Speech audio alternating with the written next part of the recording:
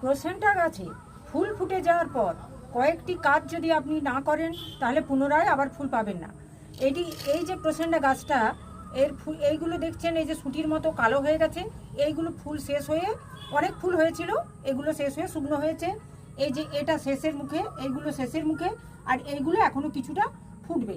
একদম এই যে সূচালো ডগা পর্যন্ত এই ফুলগুলো ফুটে যাবে।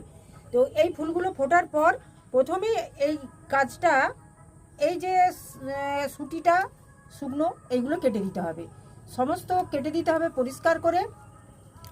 আর এই যে গোড়াটা পরিষ্কার করে দিতে হবে। মাটি যদি এখানে বসে গিয়ে থাকে তাহলে একটু মাটিটা কুচে নিতে হবে। আর এতে এইটা পরিষ্কার করতে একটু বেশি সময় লাগবে, তাই আমি আপনাদের এটা দেখিয়ে দিচ্ছি।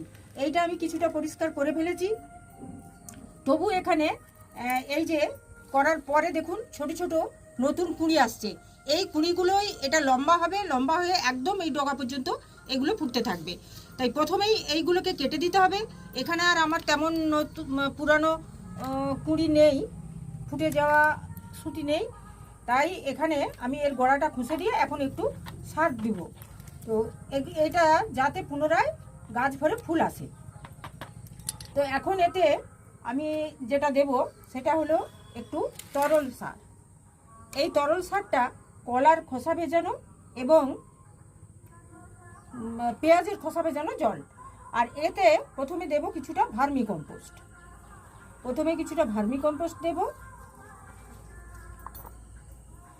দেওয়ার পরে এই তরলটার সাথে আর একটা জিনিস আমি মেশাবো, সেটা হলো সামান্য একটু লাল পটাশ। এইটা রাসায়নিক সার, এটা আপনারা দিতেও পারেন নাও পারেন। এটাই পটাশের সোর্স দুটোই, কলার খোসা আর পেঁয়াজের খোসা।